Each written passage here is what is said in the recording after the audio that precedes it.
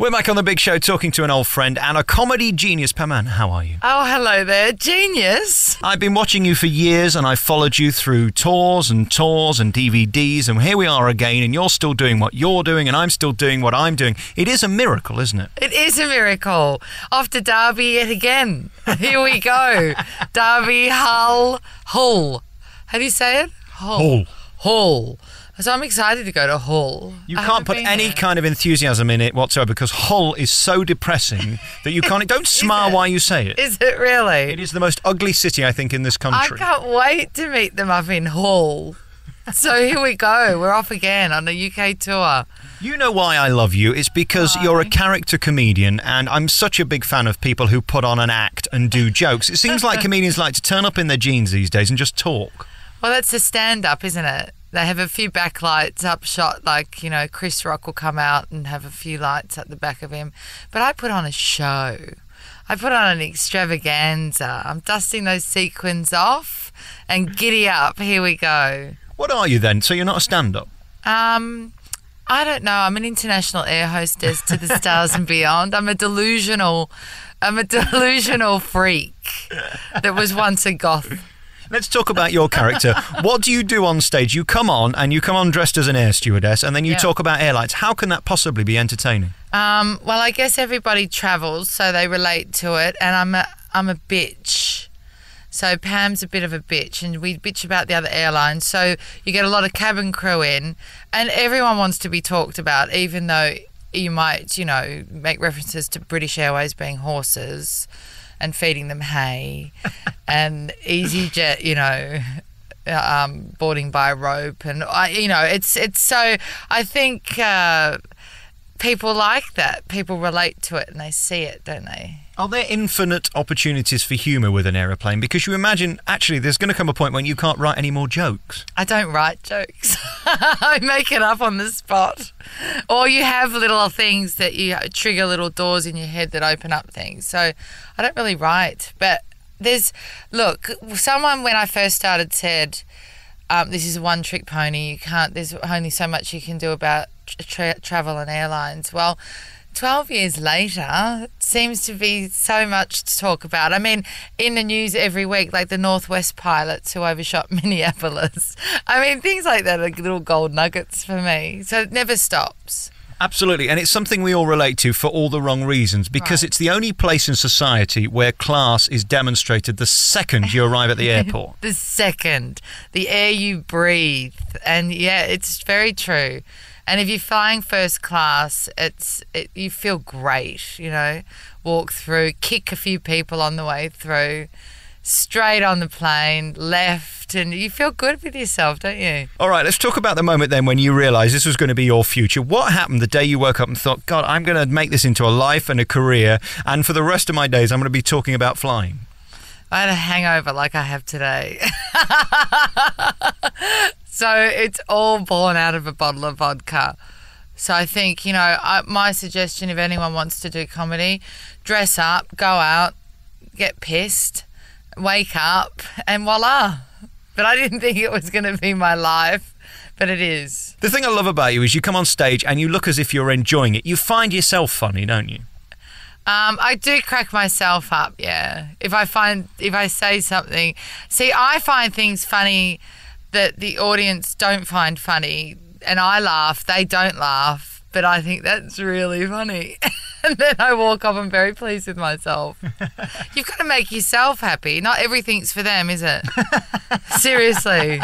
So they're paying for your pleasure? Yeah, exactly. I think so. And you're a great act that you use the audience for much of your show. Without them, you'd have about 2 minutes. Yeah. In some bizarre way, you manage to pick on the right people and create funny from nothing. That's not easy, is it? Oh, no, I don't pick the right people, because recently in New York City, I got some girl up and she was quite a heavy set girl, and look, I'm not light or a size 0, but she was a bit heavier than me, and some guy thought it would be funny to flip her over and do it, like grab her around the waist and flip her over her shoulder into a somersault, and I was standing on the stage thinking she is going to break her neck and die, and while she was getting flipped, another girl was so drunk that she fell through a speaker. The promoter was coming up from the back of the theatre. This all happened in New York. And I just went, this is crazy. I mean, the audience went wild, but there was an ambulance waiting at the stage door, seriously. So I don't always pick the right people. No. There has to be a point with audience participation where you have to stop, don't you? Because, I mean, for health and safety reasons, if nothing else, getting them on stage and expecting them to make your show is always risky. It's very risky, especially after a few cocktails and they're, like, hugging you, like they don't want to let you go. That's like a Klingon koala. They're like, oh, I love you, Pann Ann. And they're like, they were crazy in New York. And let's face it, there's nothing wilder than a New York audience. For some reason, they like to whoop at anything before you've even said anything. Well, exactly. And then you got to live up to their expectations, which is even harder.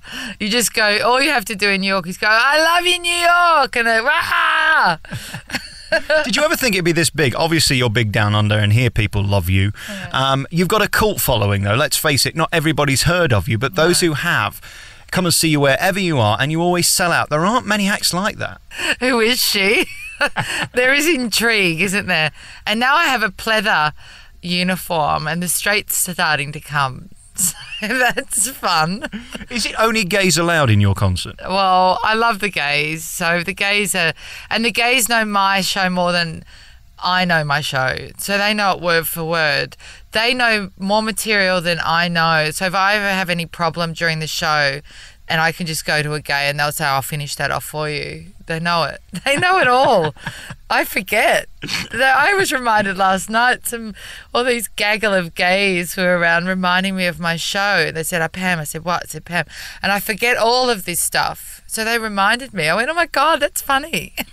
What's the thing you rely on when you forget where you are, what you're doing, who you're doing it to, and there's a silence and they're looking at you? Is there one gag you always pull out of your hat and you know you'll have them back?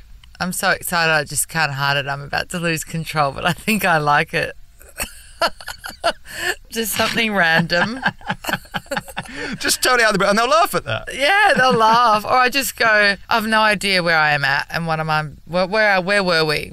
Can you remind me? Because if I go on a tangent and I'll come back and then I don't remember what I was originally saying at the beginning. So, but that's when you have a good audience, you can do that.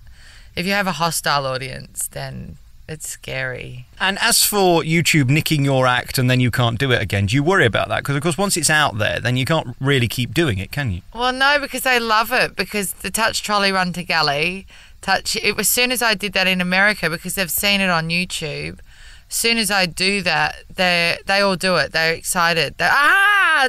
She's doing it. So it's like you have those pieces that you're known for, you know, like Madonna for Vogue. And my favourite character is the Chinese airline lady, who is very, very funny, totally politically incorrect. And really, that's one of the reasons you struggle to get on TV and on radio. Is it? Because, Is that well, why? I think so. I mean, already in this interview, we have a thing now called compliance, and a guy's going to have to listen to this and put his job on the line. And I know they will already have chopped certain things and bleeped certain things. Yeah. You're not mainstream in that way, are you? No, I guess not. But I guess you can't have too many boundaries or be politically correct if you're a comedian. I mean, I could work on cable TV. I don't want to be mainstream. It doesn't bother me. You get all walks of life to the show, so I've never really put myself in any category, really. I just do it. What's it like at the stage door? I mean, can you sneak out without them knowing, or do they now know who you are? Yeah, but see, I don't know half the time who's Caroline and Pam. They're it's like an Asian fusion. It's like one of those dishes, you know, there's all those new cuisines that you have. I think Pam and Caroline is a bit like that. But no, they recognise me, and on aeroplanes, it's good. It's a perk. I always leave an aircraft with a bottle of champagne. That's very good. Except on EasyJet, when I flew recently, the girl came over to me and said, here's a bottle of water.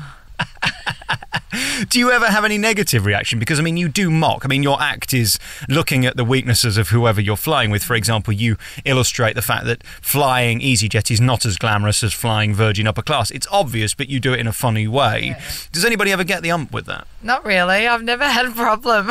Never. So you think people who work for EasyJet know that they're not competing? Oh, they love it. You know, if I say they're orange Parkers turn into tents and they sleep on the highway. And would they ever like to stay in a hotel?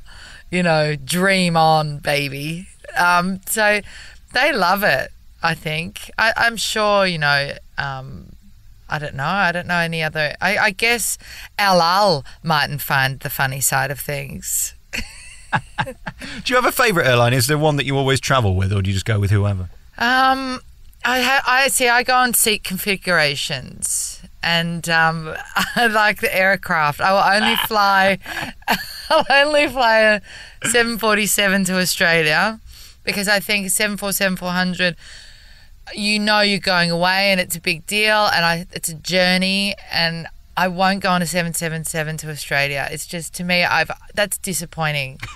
The 777 to New York in first class on American is fantastic. I think that's the aircraft for the States. 747 to Australia. And unfortunately, British Airways have stopped all their beach fleets out to Mykonos. So you have to get a 737 or an A320 EasyJet aircraft. And coming back from Mykonos with a hangover on an EasyJet flight for 4 hours is my idea of hell. I have to say, I didn't understand a word of that, but I thank you for it. You didn't understand that what I like to travel? Well, I understand what you're saying, but I mean, the fact that you understand what the difference is between an A320 and a 747 is fascinating. When you check in, are you guaranteed an upgrade being you? Well, no, because you don't get upgraded these days. You have to pay for your ticket or have it pre-done. So I'll always make sure that I'm in business. I mean, I couldn't do economy to Australia. I would actually probably kill myself before I'd do that. I'm the same. I mean, there's no way I would fly to Australia for that reason. It takes about 6 days, doesn't it? Yeah, no, 2 years now. Is flying as fun now as it was 10 years ago? Because they're all cutting back. I mean, we read that BA could literally go bust in minutes. Yeah. They try and cut back on the hand towels, and you notice little bits going bit by bit. It's not as much fun, is it? No, especially when you're putting your head down and they snatch the pillow from under your head and they're taking away things all the time. And it's not as glamorous. You know, once upon a time on Qantas, they used to on board have ice sculptures like a swan that have an ice sculpture and serve caviar out of it. Now, do you know how heavy that ice is? That's heavy. And to sculpt it and get it up in the air and serve out of it, now that takes a lot of effort to do that. And, you know, they don't have, they cut back. I think American Airlines or some airline like that, they had to cut costs. And they were going to save, like, say, $1 million by just taking one olive out of the salad. Just takes one olive out of the salad. Now you have to pay for everything in economy on American. Listen, I love you. You know I love you. I supported you for years and years and years. To find a rare act is so peculiar and difficult to find these days because everybody wants to look the same and act the same. And I love the fact you go to great effort. My final question has to be this.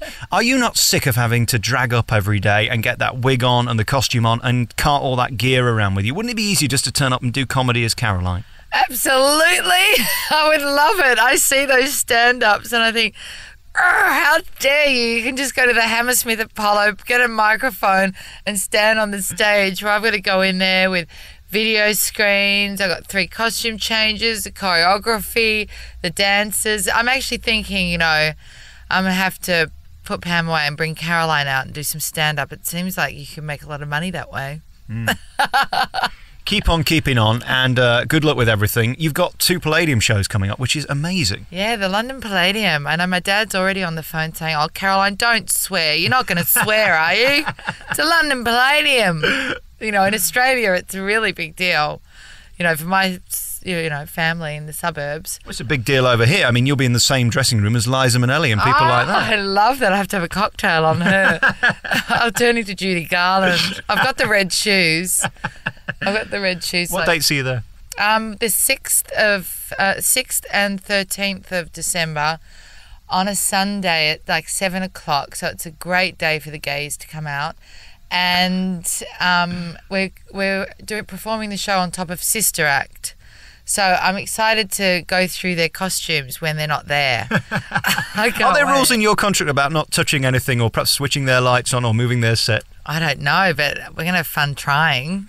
It's going to be great. Congratulations on being you. You so deserve the success you've got. If you want to get a great DVD, I think it's still out there. And go to YouTube and search for Pann Ann. She's fabulous, she's funny, and she's here with us today. Pam, thanks so much for talking to me. Caroline. I don't know. See, I told you it was like a fusion. It was an Asian fusion, something like that.